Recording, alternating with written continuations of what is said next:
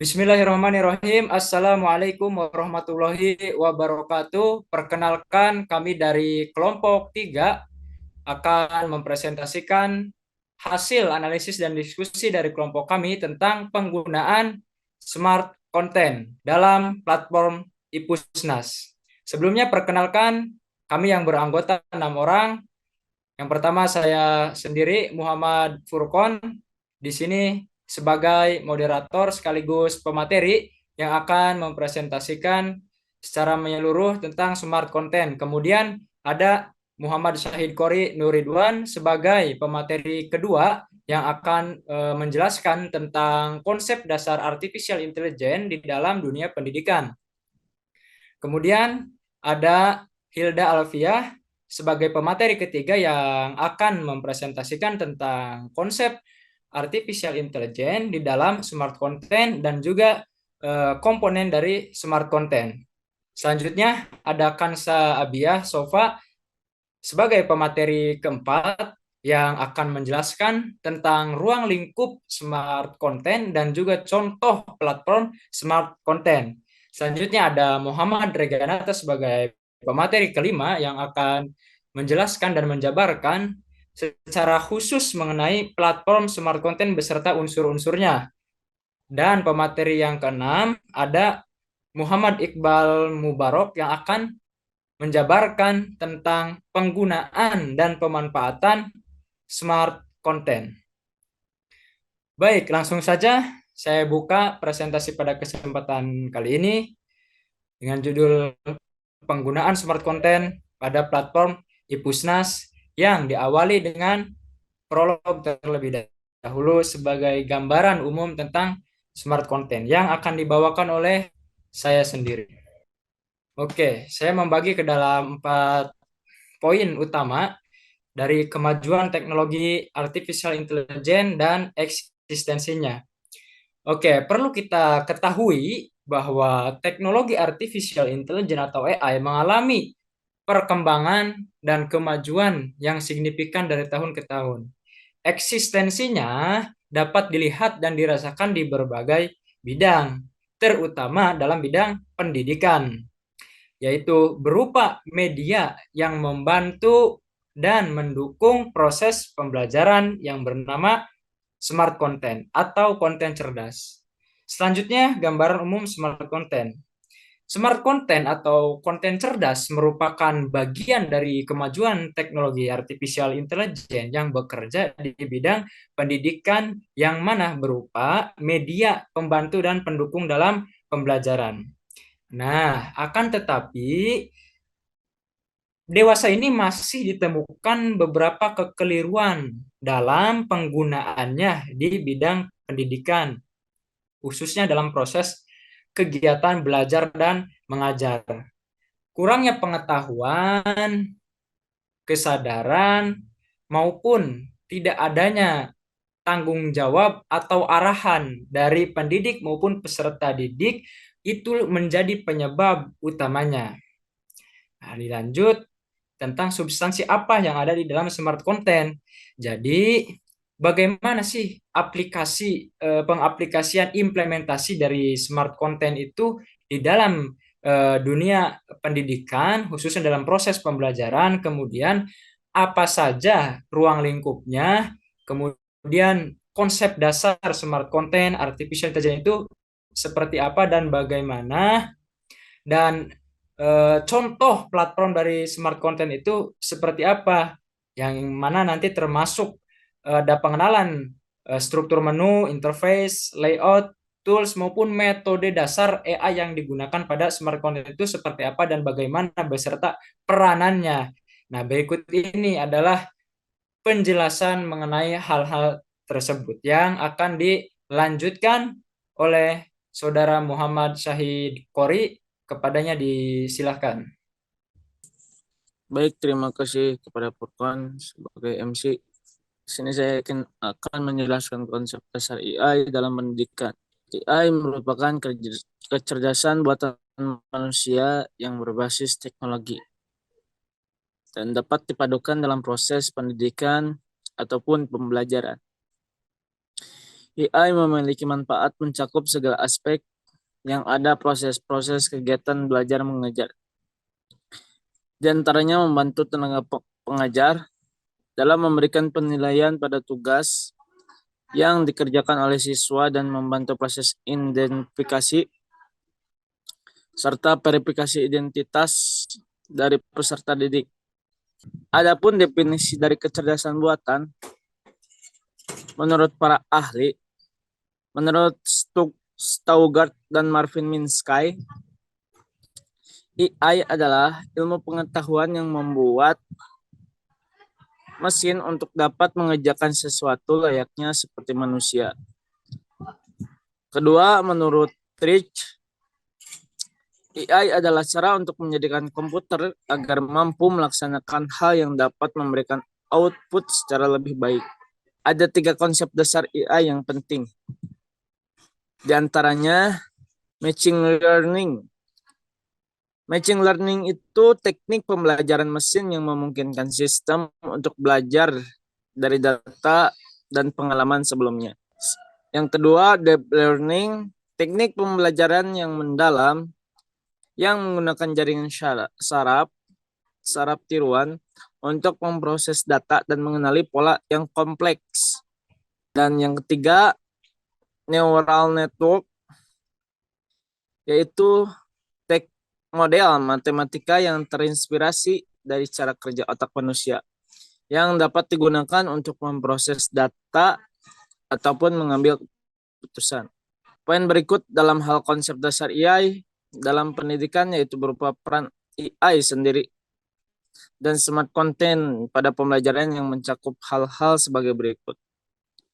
Personalisasi pembelajaran. Membantu menganalisis data siswa secara individu yang menghasilkan rekomendasi pembelajaran dan sesuai dengan kebutuhan serta kemampuan masing-masing siswa. Dan penilaian otomatis digunakan untuk mengevaluasi jawaban siswa secara otomatis melalui algoritma pembelajaran mesin, menganalisis serta menilai jawaban siswa berdasarkan kriteria yang membantu guru dalam mengevaluasi pekerjaan siswa. Sistem tutor virtual. Sistem tutor virtual dengan berbasis AI dapat membantu dan memberikan bimbingan, menjawab pertanyaan, ataupun menyediakan bantuan tambahan dalam menjelaskan konsep yang sulit dipahami oleh pelajar. Sekian saya berikan lagi kepada moderator.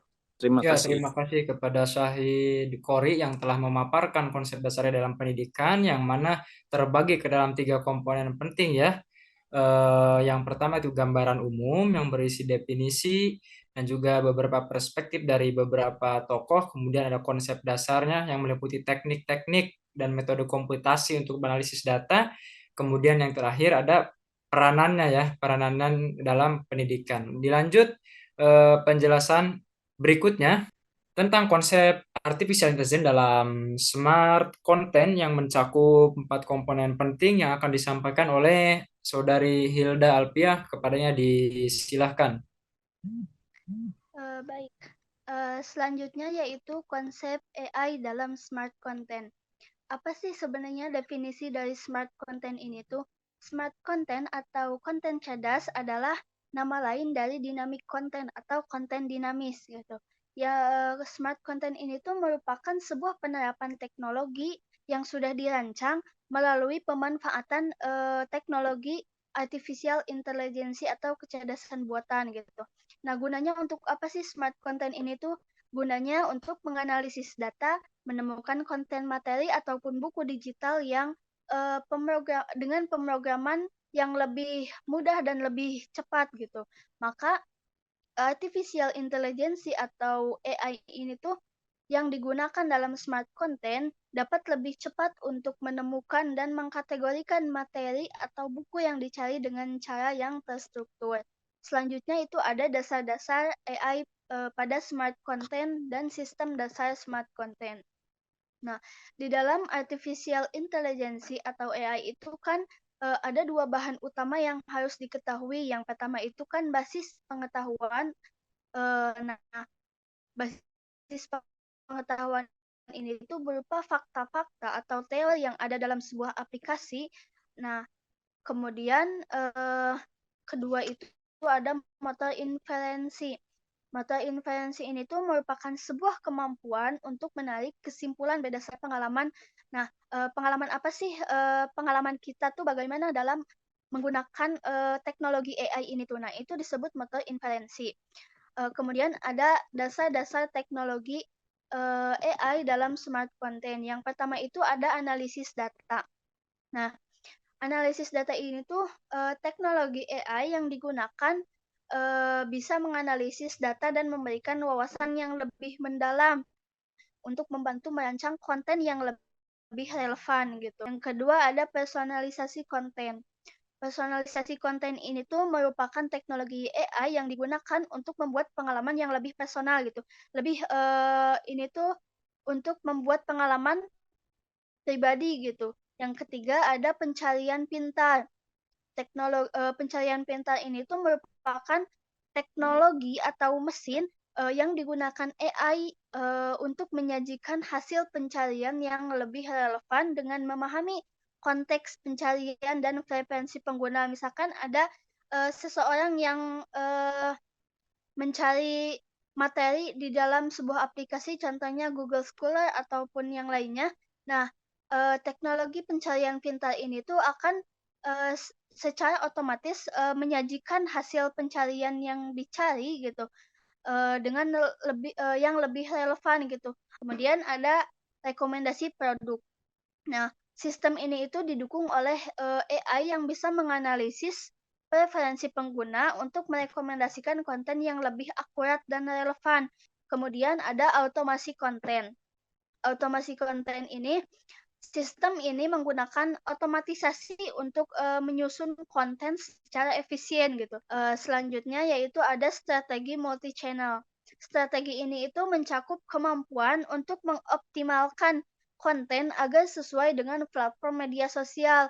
Apakah konten ini tuh cocok ditampilkan di media sosial, di email, di situs web, atau apapun saluran lainnya. Karena smart content itu harus bisa menyesuaikan dengan saluran-saluran yang sudah didistribusi gitu. Selanjutnya ada macam-macam smart content. Jenis-jenis atau macam-macam smart content ini tuh dapat dikategorikan berdasarkan aspek penggunaannya, tempatnya, atau fungsinya. Nah, berikut ada macam-macam smart content dalam penggunaannya. Yang pertama itu asisten virtual. Yang kedua itu ada konten berbasis analisis. Yang selanjutnya ada konten responsif. Yang selanjutnya ada desain responsif. Sistem ini itu merupakan tampilan situs web atau aplikasi yang disesuaikan dengan perangkat yang digunakan oleh pengguna seperti ponsel, tablet atau laptop atau yang lainnya gitu. Selanjutnya itu ada fungsi ada macam-macam smart content dilihat dari fungsi dan tempatnya. Smart content itu kan memiliki berbagai fungsi tergantung pada konteks dan atau tempat yang digunakan untuk mencari konten yang diinginkan gitu. Macam-macam smart content yang dilihat dari fungsi dan tempatnya itu diantaranya seperti edukasi dan pelatihan. Kemudian kalau misalkan kesehatan atau transportasi itu bisa dilihat melalui satu aplikasi, contohnya aplikasi kesehatan, misalkan kalau di HP-nya itu ada Google Fit, nah itu bisa dilihat kesehatan. Kalau misalkan transportasi ada Grab atau Gojek gitu. Nah, kemudian mungkin cukup sekian, saya kembalikan kepada Ya, moderator. terima kasih kepada Hilda yang telah menjabarkan konsep artificial intelligence dalam smart content beserta unsur-unsurnya yang terbagi menjadi 4 bagian. Oke, penjelasan berikutnya mengenai ruang lingkup smart content yang akan dibahas oleh Saudari Kansa Abia Sopa, kepadanya disilahkan. Baik, di sini saya akan menjelaskan dan memaparkan tentang ruang lingkup dan contoh platform smart content. AI dan salah satu cabangnya yang berupa smart content memiliki batasan dalam kajian dan cakupannya dalam beberapa perspektif, atau adanya ruang lingkup yang membatasi entitas AI pada smart content agar dalam praktek dan pembahasannya tidak simpang siur. Dengan kata lain, AI pada smart content memiliki cakupan objek bahasanya tersendiri yang meliputi hal-hal sebagai berikut. Yang pertama itu ada expert system atau sistem pakar. Sistem pakar itu apa sih itu? Jadi contohnya itu komputer ya. Komputer itu sebagai media untuk menyimpan knowledge para pakar sehingga komputer mempunyai kemampuan untuk memecahkan masalah. Yang kedua ini ada natural language processing atau pengelolaan bahasa alami. User bisa melakukan komunikasi dengan komputer, bentuk komunikasinya dengan menggunakan bahasa sehari-hari, misalnya bahasa Inggris, bahasa Indonesia, bahasa Arab, dan bahasa lainnya. Yang ketiga, speech recognition atau pengenalan ucapan. Manusia bisa melakukan komunikasi dengan komputer, bentuk komunikasi dengan menggunakan suara, di mana suara manusia sudah disimpan di komputer terlebih dahulu sehingga komputer bisa mengenali suara manusia. Yang keempat ada sistem sensor dan robotika. Sistem sensor ini akan membuat robotik atau sistem terotomasi, sedangkan robotik akan menggantikan sebagian peranan pekerjaan manusia. Selanjutnya yaitu ada computer vision. Computer vision ini menafsirkan image atau maupun objek-objek tampak melalui komputer. Yang terakhir ini ada intelligent computer aided instruction. Komputer itu bisa juga digunakan sebagai guru yang bisa melatih dan mengajarkan dalam bermain game. Ruang lingkup kecerdasan buatan juga mencakup bidang lain seperti jaringan syaraf tiruan, pengenalan gambar, mesin pembelajaran, dan sistem penunjang keputusan. Adapun contoh platform dari smart content dapat dikategorikan berdasarkan fungsi, tempat, penggunaan, maupun tujuannya yang mencakup beberapa software atau aplikasi yang sesuai dengan versinya. Maka dapat disampaikan contoh platform tersebut diantaranya yaitu seperti Krem 101, Ipusnas, Gmail, Grab, Ecohater, Line Today, Trello, dan Nitex Learning. Yang pertama ini platform Ipusnas.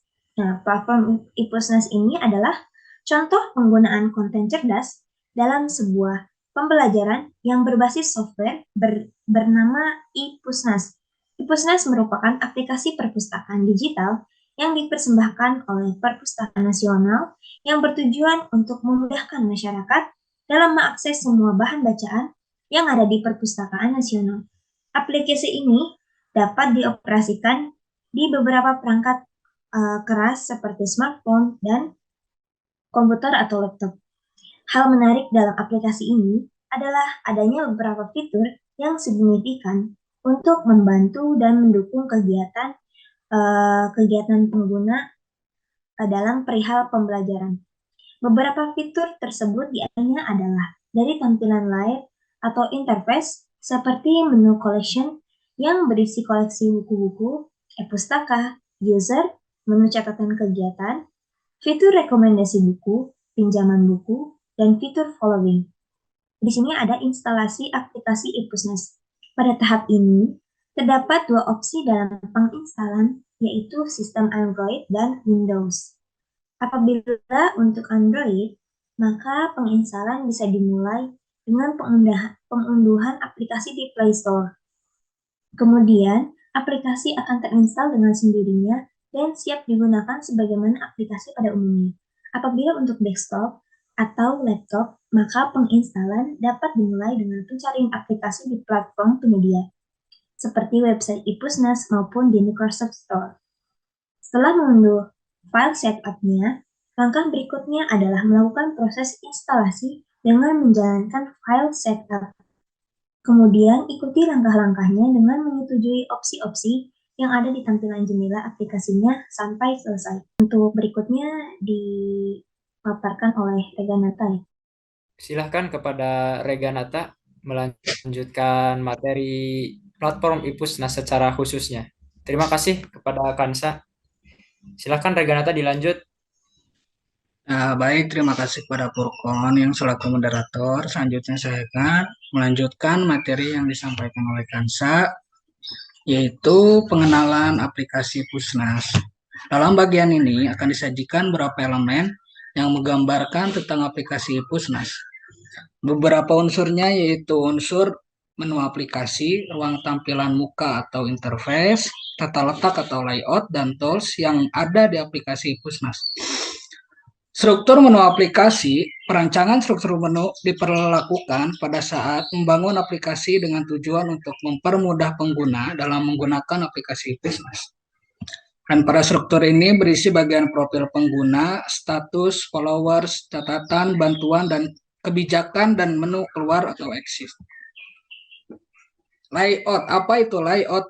Layout berfungsi untuk mengatur, menempatkan teks, gambar, atau komponen lainnya sehingga menghasilkan user interface yang rapi dan nyaman untuk usernya. Penggunaan layout yang benar akan memudahkan para user dalam menggunakan aplikasi atau website yang sedang dijalankan. Jenis layout yang digunakan berupa lincar layout. Yang selanjutnya adalah interface.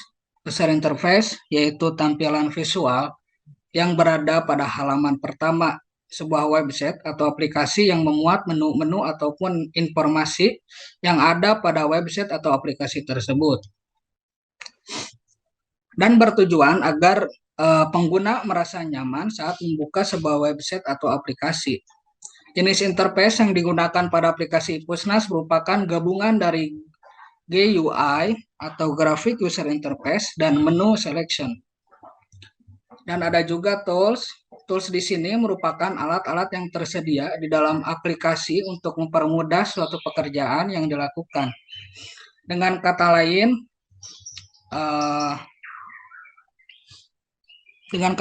tools ialah komponen pembantu pengguna aplikasi dalam menjelajahi aktivitasnya pada aplikasi tersebut. Dan beberapa tools yang terdapat pada aplikasi Pusnas seperti bar koleksi, ePuska, rak buku, dan notifikasi. Dan yang keempat ialah metode dasar AI pada smart content. Setelah mengetahui tentang komponen yang terdapat pada software smart content pada platform Pusnas, berikutnya ialah memaparkan tentang metode dasar AI yang terdapat pada platform di atas, khususnya pada aplikasi Pusnas. Adapun untuk platform smart content seperti Pusnas, Netex Learning, dan Krem menggunakan metode dasar AI berupa teknik reasoning karena dapat memberikan rekomendasi buku kepada pengguna berdasarkan data-data yang diambil dari aktivitas pengguna aplikasi sehingga dapat diproses oleh sistem yang outputnya adalah berupa buku yang direkomendasikan untuk dibaca. Adapun pada aplikasi yang berbasis smart content seperti Google Maps dan Grab, menggunakan metode dasar searching, karena teknik ini akan membantu menemukan alternatif jalan terbaik untuk dilalui. Sedangkan pada aplikasi smart content lainnya seperti Trello yang pada implementasinya menggunakan metode planning, Trello menggunakan teknik ini karena bisa merencanakan dan manajemen jadwal atau kegiatan yang sudah, sedang, dan akan dilakukan. Terima kasih. Saya kembalikan kepada moderator. Ya, baik Reganata yang telah memaparkan materinya secara khusus tentang platform Ipusnas ya. Selanjutnya saya akan menyajikan video mengenai praktek dari apa yang telah disampaikan Reganata dan Kansa. Silakan simak video berikut ini. Nah, dimulai dari pengunduhan terlebih dahulu ya bagi sistem operasi Windows. Silahkan dicari di Google, di website resminya atau di Microsoft Store ya. Nanti di situ ada tombol download.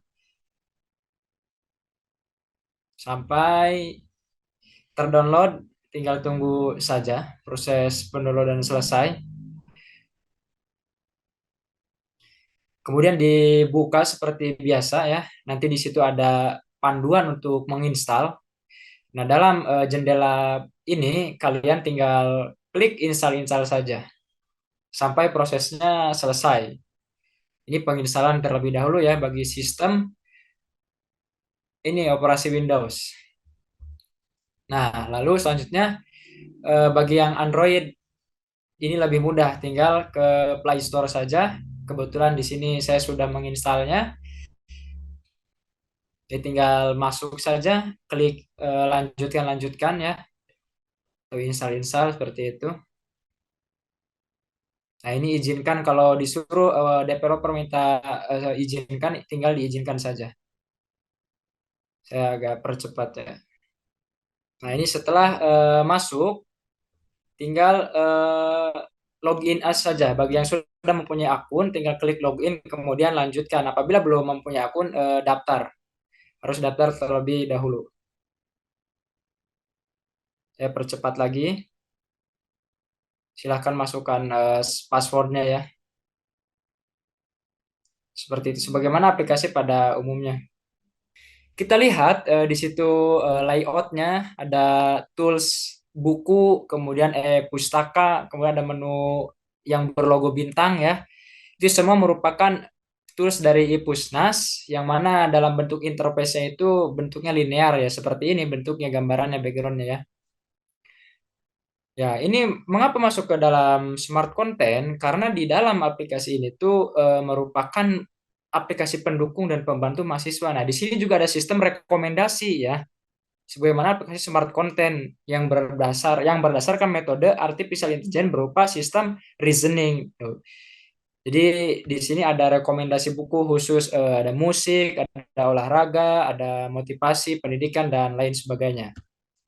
Dilanjut. Nah, di sini ada kategori e-pustaka. Jadi kategori e-pustaka itu berisi pemerintahan ya, tokoh-tokoh penting dalam dunia pendidikan seperti itu.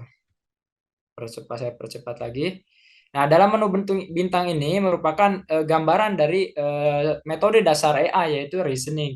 Ini berupa buku rekomendasi. Nah, lihat di situ ada direkomendasikan oleh beberapa orang yang terdaftar di dalam aplikasi Ipusnas. Karena di aplikasi ini itu selain daripada tools-toolsnya yang untuk pembelajaran, tetapi juga ada tools yang mana di sini ada fitur followers ya. Jadi bisa untuk digunakan saling follow, saling mengikuti, yang nanti ada fitur chatnya juga untuk bertanya-tanya mengenai buku rekomendasi yang akan dibaca seperti itu. Dilanjut, di sini ada tools pinjaman buku. Nah, di sini tuh bagi siapa saja pengguna yang telah mengunduh buku, yang telah meminjam buku, itu historinya ada di sini, akan tersimpan di sini, sehingga bisa dipakai kapanpun. Lanjut, nah itu akan muncul banyak ya rekomendasinya. Nah, setelah berada di tampilan seperti ini, di situ ada keterangan dan juga tombol ini ya, pinjam.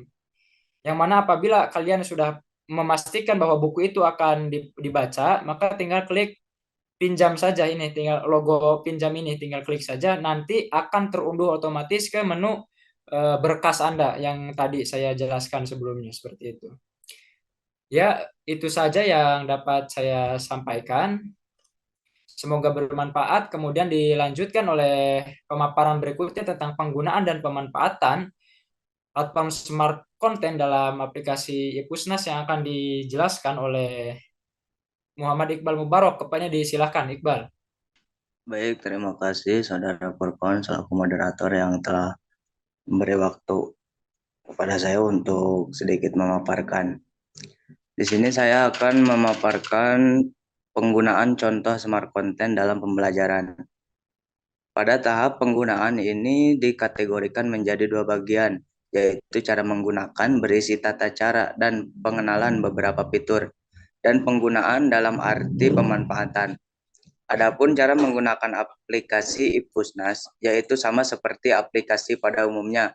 Ketika telah selesai di-download lalu diinstal, maka aplikasi sudah dapat dijalankan dan dapat langsung masuk ke dalam aplikasi dengan menyetujui beberapa kebijakan dan privasi yang dibuat oleh programmer dan developer aplikasi. Berikutnya adalah penggunaan dan fungsi dari platform smart content pengguna smart content dalam pembelajaran bertujuan untuk menciptakan pengalaman pembelajaran yang lebih efisien, relevan, dan menarik. Penggunaan dan pemanfaatan smart content dalam pembelajaran dapat digunakan untuk meningkatkan efektivitas pengajaran melalui berbagai cara. Poin A, memberi kemudahan kepada para penggunanya untuk mencari dan membaca buku. Lalu poin B, ada adaptasi dinamis, mengubah tingkat kesulitan atau metode pengajaran secara dinamis berdasarkan kemajuan siswa. Selanjutnya poin C, analisis pembelajaran, menggunakan data untuk mengidentifikasi pola pembelajaran, kelemahan dan kekuatan siswa untuk meningkatkan metode pengajaran. Selanjutnya poin D, sebagai media penyedia informasi di dalam jaringan bagi pembaca dan perpustaka. Selanjutnya ada poin E, mempersiapkan siswa untuk era digital. Pemanfaatan smart content dalam pendidikan membantu siswa untuk mengembangkan keterampilan yang relevan dengan era digital. Sekian pemaparan dari saya kembalikan kepada Saudara Purkon. Ya, terima kasih pemaparannya atas tentang penggunaan dan pemanfaatan platform smart content dalam platform Ipusnas secara khusus yang telah disampaikan Iqbal. Adapun secara umumnya, yaitu ada bagi para pendidik dan peserta didik bahwa platform smart content itu dapat direalisasikan dalam beberapa bidang pembelajaran ya. Agar apa? Ya, tentu agar efektif dan sederhana dengan memanfaatkan fitur-fiturnya tersebut. Sedangkan untuk peserta didik itu dapat dijumpai pada aplikasi-aplikasi pembelajaran dan perlu adanya screening ya dari pendidik agar terlaksana secara sistematis seperti itu. Selanjutnya ada kesimpulan dari hasil pembahasan smart content dan penggunaannya terhadap platform Ipusnas bahwa smart content itu merupakan cabang dari teknologi kemajuan artificial intelligence yang dapat membantu dan mendukung aktivitas akademika, guru, murid maupun ya semua pihak tokoh-tokoh yang ada di dunia pendidikan, termasuk menteri-menteri pendidikan seperti itu. Smart content juga memiliki fitur-fitur atau tools canggih dengan menerapkan metode dasar AI ya. Sebagaimana yang telah kita pelajari ada searching, learning, reasoning, and planning. Ya, seperti halnya pada platform Ipusnas tadi. Ada beberapa entitas yang menjadi alat dan bahan dalam pengimplementasian smart content dan juga merupakan bagian penting dalam memahaminya. Apa saja? Di antaranya adalah tentang sistem dasar, kemudian ada ruang lingkup, peran, dan penggunaannya yang mencakup tadi komponen-komponen esensial pada platform yang berbasis kecerdasan buatan dalam bentuk smart content. Ya, alhamdulillah pembahasan demi pembahasan telah selesai. Terima kasih kepada kelompok 3 yang telah menyempatkan waktunya dan telah memaparkan materi tentang penggunaan smart content dalam dunia pendidikan. Kami ucapkan terima kasih banyak. Assalamualaikum warahmatullahi wabarakatuh.